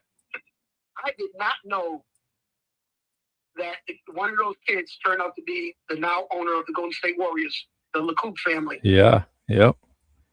Yeah, Dave. How crazy is that? Yeah, David Consaccio talks about, his having his kid at the boys club, and it is crazy. And he talks about New Bedford like it's the back of his hand, so I'm glad that, his short stay was a good stay, and the reflections that he has, that here he is, he's a billionaire and has some great reflections on the city of New Bedford. So yeah.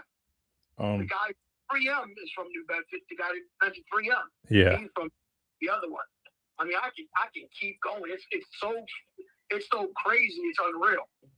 Yeah, and that's why I have these podcasts, so we can make people aware of different things and make something positive about your Facebook lives. When people go on Facebook Live, make it a positive note.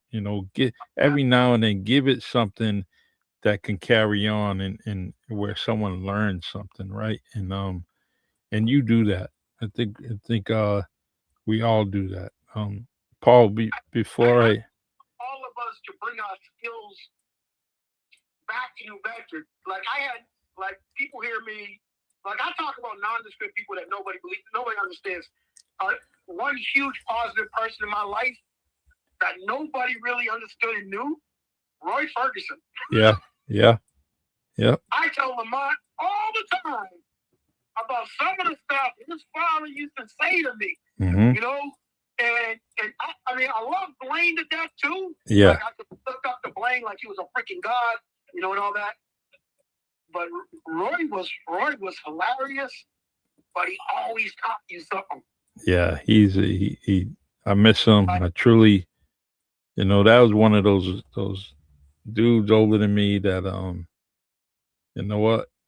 He didn't disrespect me. He talked to me, had no problem, give me a hug, and it just, it's and it means a lot when somebody like that does that Oh, in front of everybody, right?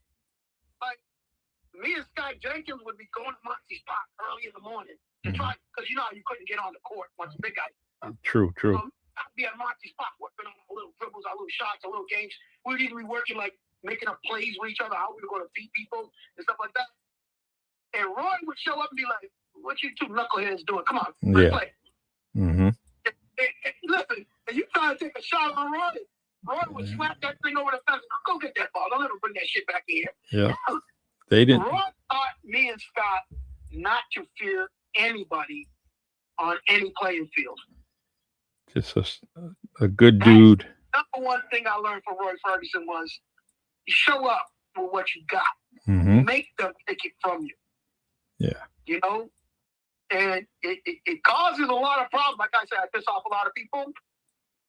Because of Roy Ferguson, I don't believe in the normal for anything. The problem I have with a lot of guys, a lot of sports fans, and people from New Bedford is they see a winning formula from the year before, and they think that that's the only thing. That's the only way to win. Yeah. And they say things like you're doing it wrong. How do you know it's wrong? Mm-hmm. Well, because history tells you, and this is how the Bulls are winning, this is how the Lakers are winning. I'm like, that's how they're winning. Mm-hmm. Because one of the first things Roy ever said to me was, he was like, "Yo, you knuckleheads gonna go play? Y'all play for the vets?" I said, "Yeah." He said, "When you play against the barristers, you better let them know who you are." Mm-hmm. And at that time, the barristers were, Firmino, Danny Concesio. Yep. They had Don Fortune on that team. Kerry Swanson, my boy. Mm-hmm. Yep. The barristers were the beast. Yeah, they were. I accidentally joined the vets because Scott Magnet could not make weight. Mm-hmm. So I showed up the day before, 3 days before their first game, to watch Scott Jenkins practice. Mm-hmm. And somebody said, "That Paul Paris, he got those people without a helmet." And they were that far sick of thing and said, he looked at me and goes, "Hey, I know you." Yeah. You Peter Paris's brother. I said, "Yeah." "What's up? What's the matter?" He goes, "Come over here." Mm-hmm. And somebody asked you to do something. I walk over, he goes, "Hey." He told somebody, "Take off your shoulder pads, give me the pads." Mm-hmm. They put in the shoulder, I never put on shoulder pads in my life. They put the shoulder pads on me. Somebody give him a helmet. Yeah. And they lined me up next to Bobby Gomes. Mm-hmm. And he said, "I need you." And he showed me how to pull. Yeah. He said, "Block that guy right there." I said, "How hard can I hit him?" Uh-huh. He looked at me and said, "Paris, don't be talking no shit over here. You better knock him as hard as you can because he's going to try to knock you out." Mm-hmm. And I forgot who it was. Yeah. But when I pulled, I depleted him. And he looked at me and goes, "You want to play?" I said, "Yeah, but I can't father on me." Mm-hmm. He goes, "Want me to talk to your father?" I said, "No, that's all right. What do I got to do?" He said, "Well, the father needs to sign his permission slip, so we have permission for you to play." He goes, "Don't worry about it. We'll get your uniform and all that stuff." I was like, "So my father has to sign his paper and then I bring it back to you?" He said, "Yeah." I signed that paper as soon as we walked away. Yeah. And everything was going really good. Yeah. Really good. We played our scrimmages. We started playing our games. We were undefeated. And here it is, one Sunday morning. I see my father's friend, Ornay, walking up the street with the newspaper in his hand. Yep. I'm like, "Oh, it's a newspaper, Sunday paper." I had forgotten that we took a group picture or something. I guess I made the All-Star team, whatever the hell it was. Yeah, yep. But being a stupid parish, I was front and center on the picture. And my father, I walk out, my father used to whistle for us to come home. Mm-hmm. That whistle, I turned around, I said, came back and then I was, "Hi, what's the matter?" He said, "I got to ask you a question." He goes, "You play ball with your boys?" I said, "Yeah, we play ball. I told you. Go to the park, we play ball. Like I always, I play ball." Uh-huh. He goes, "You play ball with a uniform?" No, I put on the shirt, whatever shirt, jeans. Yeah. Ball. He was like, "Oh, you do, huh?" He goes, he pulled out the paper. He goes, who's this guy? I said, wow, that guy looks just like me, Dad. I'm like, you know who he is? He goes, it says Paulo Paris right there on the paper. Paulo Paris. He goes, how you do this? I said, I don't know. They asked me to take a picture. I put on the clothes. I took a picture. Yeah. He said, no. You on the team. Who signed my name to put you on the team? Which one of your brothers? Because he didn't think I would ever do it. Yeah. Which one of your brothers signed that paper? I said, Daddy, I signed it. Yeah. He pulled out a bunch of paper. He said, sign my name right now. I said, don't worry about it. It's okay, I'll quit. He goes, no. Sign my name right now. I did it 4 times in a row. Uh-huh. He said, shit, Mom. I thought I signed this. And then he looked at me, he goes, you know the rule. You can't be stupid. Yeah. I said, what do you mean stupid? He goes, you get below 8+, you don't play ball. Yeah. You miss 1 day at school, you don't play ball. I'm like, that's no problem. I got perfect attendance right now. I got straight A's. Yeah. You know? Like he came to one of the games. He was pissed off, boy. Yeah. He loved it because I was smart enough to defeat him. Yeah. You know, that was one of his proud father moments, even though I was being a the devil. Yeah. You know, it was like a proud father moment for him, you know, because then his friends were bragging about me too, on top of it. You know, so that kind of worked out with it. He said, "Oh, you ever flunk school, you're not playing no ball." Mm-hmm. We ain't worry about that ever. You know, we ain't gotta worry about that. You know, but yeah, my father, it was freaking unique, man. It was really unique. I had my own chef my whole life. My father was a chef. You know, I was spoiled rotten.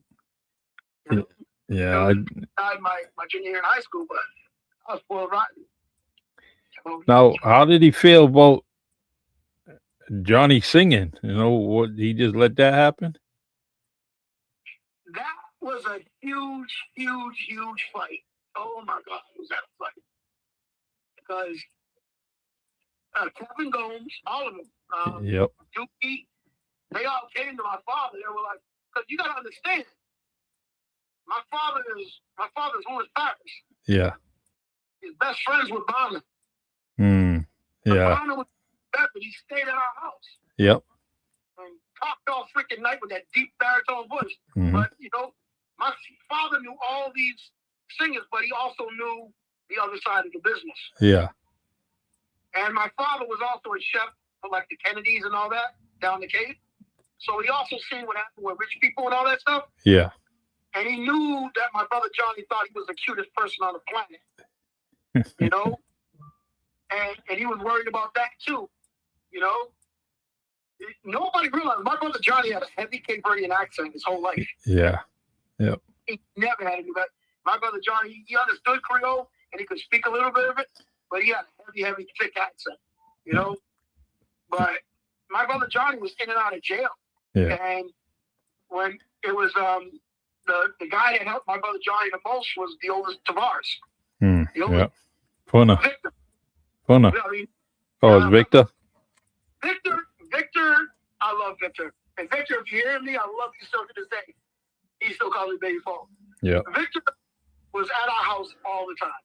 Yeah. And my father loved Victor. He loved Victor Tavares. He loved it. There were some people that my father, like Kenny Charlton, Kenny Brown, loved them for who they were the whole life.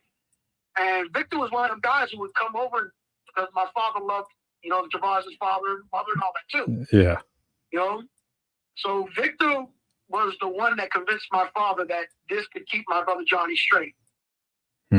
That's good. And that Victor was working with my brother Johnny. You know?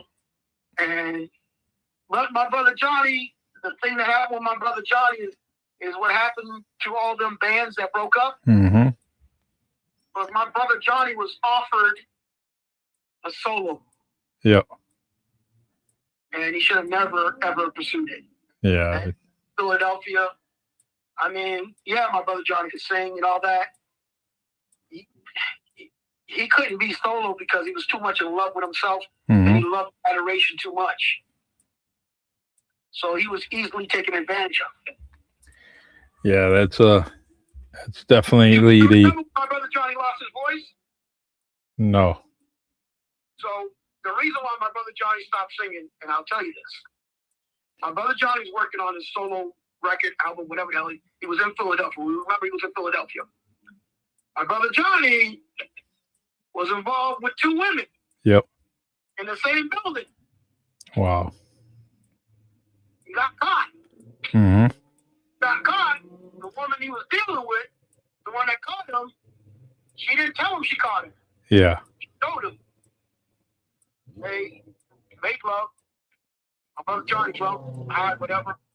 I'll sleep on the bed. Oil 3 cubic pots or whatever, stew, whatever. Yep. And my brother Johnny was on his back, and she poured the whole entire thing on his face and neck. Damn. My brother Johnny was in a burn unit for the longest time and burnt his larynx. That's why he came back and he talking. Yeah. When we used to call him Roberto Fat Man when he was walking around with a robe and all that stuff. Yeah. Once he lost his voice, he lost himself. Wow. And that's what happened to John Paris.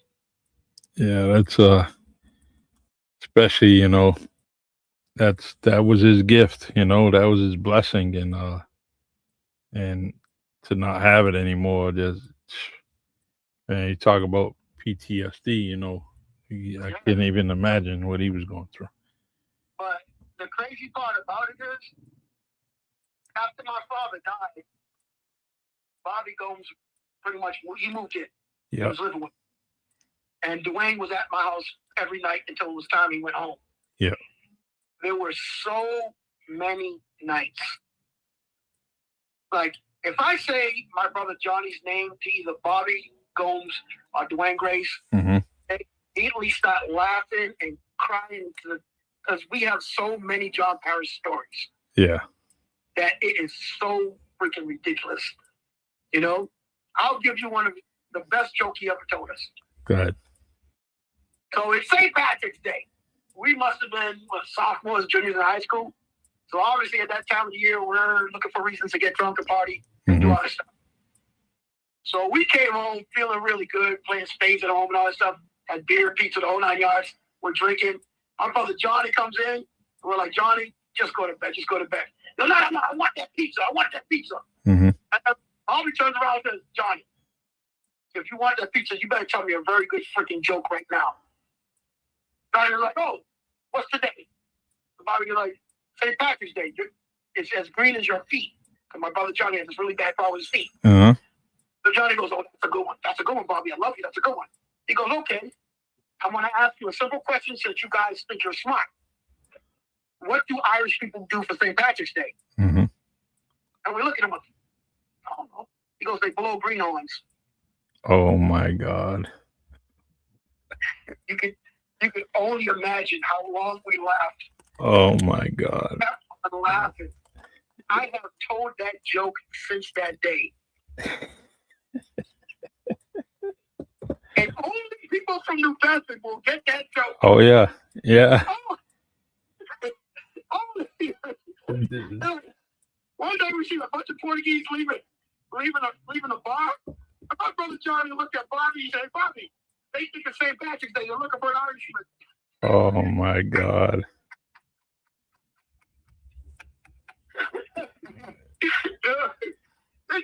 It was never ending with him. Like, he could make us cry laughing till we had tears and peed our pants every night. It's yeah, it's I don't know. I miss a lot of them guys, and but Paulo, what I'm gonna do is I'm gonna take this podcast, this audio version of it. I'm gonna put it on Spotify. I'm gonna kind of mess around with it this evening and get that all squared away, and I'll put it on Spotify as and within an hour. But what I wanted to do is it's so, it's an honor for me to have you on here, especially in and around Memorial Day. And I want to thank you for your service. I truly love the conversations we have. I can listen to you all day. And so I want to continue to do this. You mentioned about John Gomes and Bobby Gomes. They want to come on the podcast. They told me they would let me know. that'll be a real good one. And so they're gonna come on, and but I also want to thank you for the just the support of the podcast and all the guests you had sent my way, and I'm gonna end this podcast with asking you a question. Who would you like to see on the Really Charlie podcast? Now this is crazy because it came down to a female or a male. I was thinking about it. Mm-hmm. I think you guys really should meet my cousin, Dr. Leroy Jose in Angola. Mm. Now, he's an engineer. Yep. You know, you gotta have him on video. He looks like a Melka Cabral. And this is one of the things he's doing. Mm. And he created an app because we were talking about, you know, he works in the oil fields, in the oil industry with the engineering and all that too. Yeah. He was like, and I introduced him to one of my friends who was in Africa. Turns out that my friend used to work with his wife. Wow. In Angola. I said, I got a friend that used to work in Angola with Chevron. He goes, what, really? And then I said, yeah, I put him on. The three of us were talking. He was like, wait a minute, I know your wife. Yeah. His wife, too. So, and then we said it, because my friend Hanafi, his name is, that's a guy you can interview. That'll go for days. But Hanafi said to me, he goes, you know, why is it that, he goes, I've worked all over Africa, and your big industries are filled with Europeans. Mm-hmm. You can't find no Africans or African Americans. And my cousin said, he goes, you know, I don't understand how that works either. He goes, but I've been working on an app that's like LinkedIn for Africans. Mm-hmm. Connect them with jobs in Africa. And his app is up. It's working. I mean, wow. It's working. It works both ways. You fill out your resume and then jobs come looking for you too. Mm. You know? And I was like, does anybody else in Africa have it? He goes, no. They use the LinkedIn crap and all that stuff. He goes, but this one's tailored for Africans in Africa. Wow. And he said to me, he goes, what do you mean African Americans? I said, no, seriously. You know how many HBCUs, historical black colleges, got black engineers that cannot get hired in America? Yeah. He goes, how come they don't come to Africa? I said, they don't know who to talk to. Yeah. And I said, your app. That's, well. We start putting your app in all these black colleges and these African, I got a cousin. My cousin Elaine Gomes, her daughter. Yep. An engineer, graduated from Virginia Tech. Oh, big time. And she's very gracious. I love my cousin to death too. Elaine, if you're listening, you know I love her. You know I'm always looking out for my cousins. But she was telling me that, you know, it was hard for her, and she top student and stuff like that. You know how many black engineers that I know in my lifetime that are, you know, these guys, they belong to Masons or sororities or fraternities. Yep. You know, and I come across them, and I'm like, how come you guys don't, you know, go, and they say the same thing. Who do we contact? You know, how do we do it? He goes, because if we do the normal way, they're going to take the white guy over us from Europe. Oh. And that's what my cousin, Dr. Leroy Jose, that's what he's working on. That's what he has it. Well, I gotta definitely reach out to him, and I'll talk to you and try to get that happening as soon as possible, because you know it could be life changing for a lot of people. So it's very, very important that we get it on there on this podcast. Absolutely. All right, man. I just, you know, truly wish there was a video, but you and I a lifetime. I know tomorrow isn't promised, but we're gonna definitely do this again. And so when you are in the city, give me a call so we can sit down and do some more of this. Because I truly can't wait. I love listening to the podcast the next day. It's so satisfying when I do that. So I can't wait to do that. I mean, some of the people you've had on it, even the ones I recommended. Yep. General Priddle and all them, amazing. Yeah. Garrison, another one. You know, and we're going to get one more. We're going to get that Blue Angel on there. Yeah. He's Angel on there. I'm working on him. I keep messing with him, but I don't know, a little hesitant, but I get it. I really do, and but I'm gonna tell him just because he's the runt of the Gonzales, yeah, he can still talk. yeah, he's got amazing stories, and I told him you're more than Joey and Kim's brother. yeah, definitely. You know, All right, my brother, I love you dearly, and feel free. You gotta reach out to me, do that, and let's definitely do this again. coming open in June, around Juneteenth, Mm-hmm. and I'll be off for like 3 weeks in July anyway. So Okay. yeah, we'll find a time. I'll go down there, spend a day or two down there. Yeah. Yep. Definitely. All right, man. 5 stars with this podcast. I truly appreciate you. Appreciate your service in the U.S. Army, and I appreciate your service in the community, whether it's up that way, whether it's on the Facebook community, Cape Verdean communities, throughout the whole internet. I truly, truly like what you're doing. Don't change for nobody, man. So When the FCC shows up, tell them that I had somebody kidnap you for the whole hour and a half. nah, this was a party, man. This was a community party, and I truly appreciate it, man. So, all right, man. I'll talk to you this week. Okay. Hey, who do you got? Spurs or OKC? Absolutely, I got the Spurs because they don't know they don't know they're not supposed to win. Yeah. They just know they gotta prove who they are. That's right in my ballpark. Yeah, I can't wait to see that. I would love to. Castle is a special dude, man. Sure is. He sure is. There was Special dude, man. He makes that engine go. Yeah, he's can't wait, man. Love to see that. Love to see Wimby in and out of New York for another. I tell everybody, if you didn't know what it was like for the people in that era, when Kareem Abdul-Jabbar showed up with the Milwaukee Bucks, you're seeing it right now. Yeah. It's gonna be nice. Yeah. So, Wow. all right, my brother, you're the best. I appreciate you, and I'll talk to you soon. All right. care. Take care. All right.